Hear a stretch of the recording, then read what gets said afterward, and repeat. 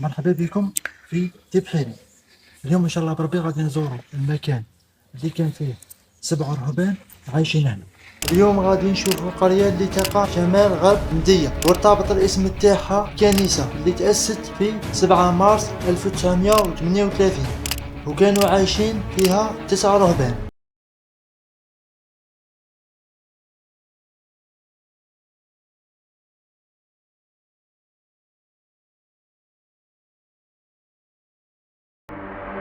طفامي كما راكم تشوفوا هنا رانا في الموقع تاع دير تبحيرين، وين ما كانوا يسكنوا الاخوه فرير كريستيان، فرير لوك، فرير كريستوفون، فرير كليسيو سيليتيان، فرير برونو، فرير مايكل، وفرير بول. هادو 7 اخوه كانوا عايشين هنا في الدير دار تبحيرين، وكانوا اللي يمارسوا الأنشطة الفلاحية باش يصرفوا على هذا المكان ويزاولوا المهنة تاعهم.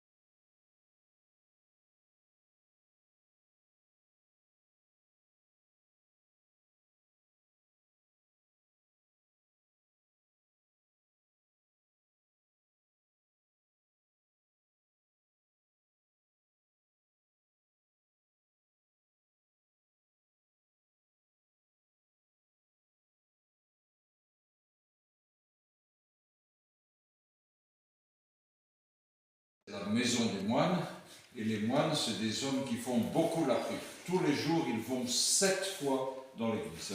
Si vous voulez que vous regardez, les prières, elles sont ici. La première prière, elle est à 4 heures du matin. La dernière prière, elle est à 8 heures le soir. Tous les jours, ils vont 7 fois dans l'église pour faire la prière. Ils font aussi la prière en lisant les livres, dans leur chambre, la bibliothèque. Au total, tous les jours, ils font 8 heures de prière. 8 heures de prière. Ce n'est pas tous les clercs. Seulement les moines, c'est d'abord de faire la prière. Après ça, ils travaillent pour gagner la vie. Ici, c'est l'agriculture, le jardinage. 8 heures la prière, 8 heures le travail. Il reste 8 heures, c'est pour manger, dormir. 8. Ils ne sortent jamais dehors. Ils restent toujours dans le monastère et ils ne parlent pas. Pas de bavardage. Ils peuvent parler un petit peu pour expliquer le travail, mais c'est tout. Et commencer la fabrication du pain ici dans des grandes cuves en pierre. C'est pour ça que vous avez encore les morceaux de mur. Vous aviez des grandes cuves en pierre comme ça tout le long, depuis ici jusqu'au bout. C'est là qu'ils mettaient le raisin et ça commençait le jus de raisin, puis après ça continuait pour faire le vin. Mais les moines ne sont pas venus pour faire le business avec 50, donc tout de suite il faut qu'on construise une grande église pour faire la prière. Alors on va voir, là ils ont fait la grande église dans le jardin. À l'intérieur, ils ont laissé, parce qu'ils ont dit ça c'est le beau travail, il faut le respecter. Voilà un petit peu l'histoire du monastère. Maintenant avec les photos, Célestin il chantait bien, donc c'est lui qui organisait les 7 prières, comment on fait la prière et tout. Bruno, normalement les moines ne parlent pas, mais si quelqu'un tapait à la porte, c'est lui qui donnait les explications. Michel le cuisinier, et Paul, il était plombier, donc c'est lui qui faisait les réparations. Ça, c'est les 7 moines qui ont été emmenés pendant la nuit du 26 au 27 mars 1996 et qui ont été tués le 21 mai 1996. Mais il y a 2 moines qui sont restés ici. Ils ont emmené seulement 7. Il y a 2 qui sont restés. Pourquoi? Il a mis à l'envers. Il a mis la tête en bas et le ventre en haut. Voilà. Alors nous, ici, on n'est pas des moines, on est des religieux. Donc nous, on ne fait pas 7 prières par jour, on fait seulement 3 prières par jour. Mais on parle avec vous. Tandis que si on était des moines, on ne peut pas parler. Il faut garder toujours le calme du monastère, du silence ici.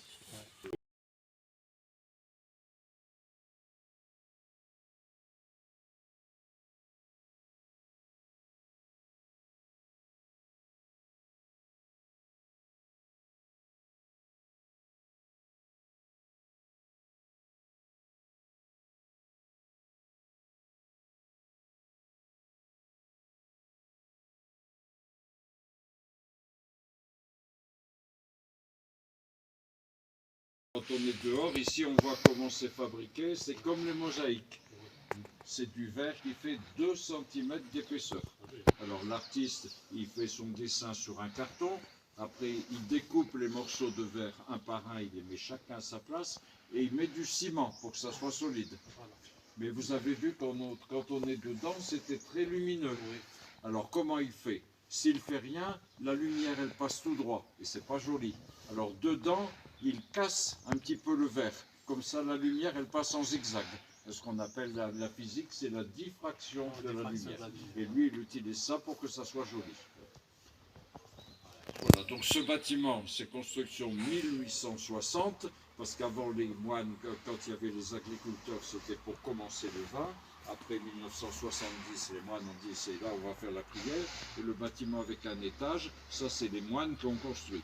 À l'étage, c'est le dortoir, et puis en bas, il y a les bureaux, puis de l'autre côté, il y a la cuisine et la salle à manger. On verra. On va passer au petit magasin après ceci, parce que nous, on a toujours un petit jardin. Je prononce les verrines, c'est les petits jardins. On les verra, les petits jardins qui sont là. Et ça, ici, mais vous avez la même c'est la même on arrive dans vous avez ri à la frontière. Ici, elle est toujours froide, même quand il fait très chaud. Alors maintenant, il y a le frigidaire dans la cuisine. Ceux qui avaient la chance d'avoir une source, il faisait une petite chambre, comme ça, avec l'eau froide qui coule, ça faisait la chambre froide naturelle. Voilà.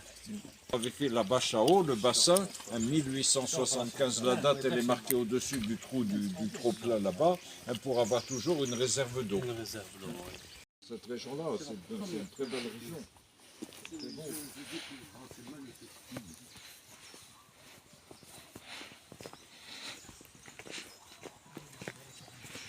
On arrive au cimetière.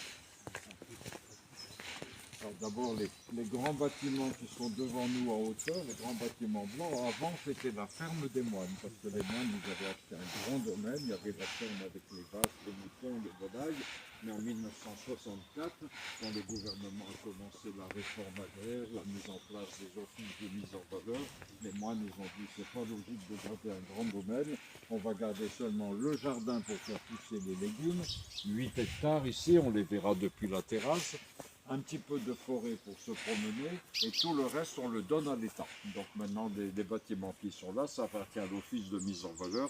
Le monastère, il s'arrête au niveau du mur. Ici, on est au cimetière. Dans tous les monastères, il y a le cimetière sur place. Les moines disent, là où nous avons passé notre vie en faisant la prière, c'est là que nous restons, à côté de ceux qui continuent la prière après nous. Et la tradition des moines, elle est assez proche de la vôtre. Le moine est mis dans la grande robe blanche de la prière, directement dans la terre. Tu viens de la terre, tu retournes à la terre, tout simple, avec une pierre où il y a l'année de la mort du moine et le nom du moine. Ça, c'est les pierres un peu vieilles qui sont derrière jusqu'à la première à gauche. C'est les moines qui sont morts parce qu'ils étaient vieux. Et puis devant, vous avez les 7 pierres blanches. Alors ça, c'est les 7 moines où on a vu les photos. C'est tous la même date, 21-05-1996, 21 mai 1996.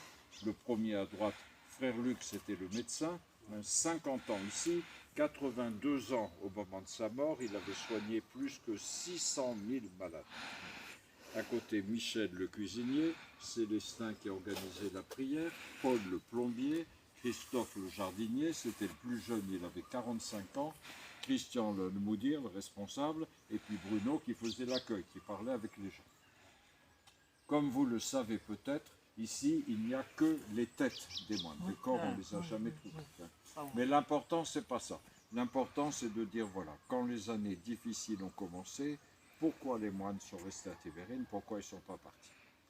Alors, au mois de décembre 1993, Christian, le responsable, a écrit son testament qu'il a envoyé à sa famille.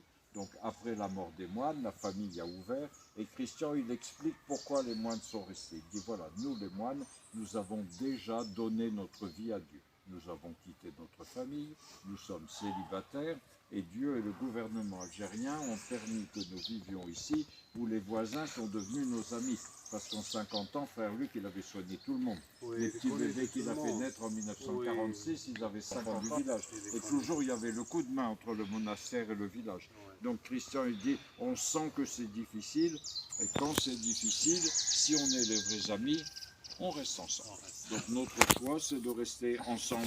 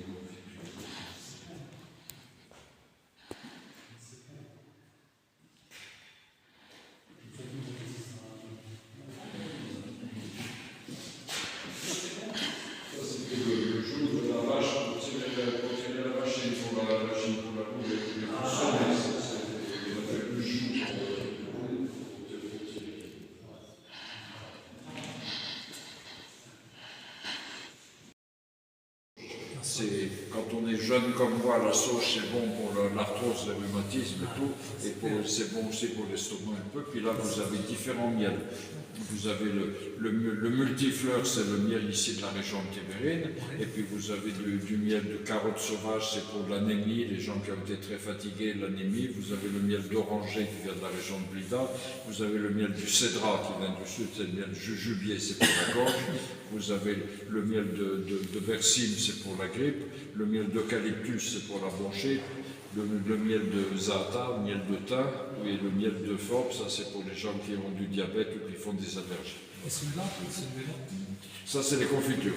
Ça c'est pamplemousse. Ici, à partir d'ici c'est confiture. Là c'est confiture aussi, les prunes, les citrons, les mandarines, les pommes avec les plaquemines, et puis les oranges. Et vous avez même la confiture avec les aubergines et avec les tomates. Si vous faites que les tomates ou les aubergines avec du sucre, ça fait de la confiture.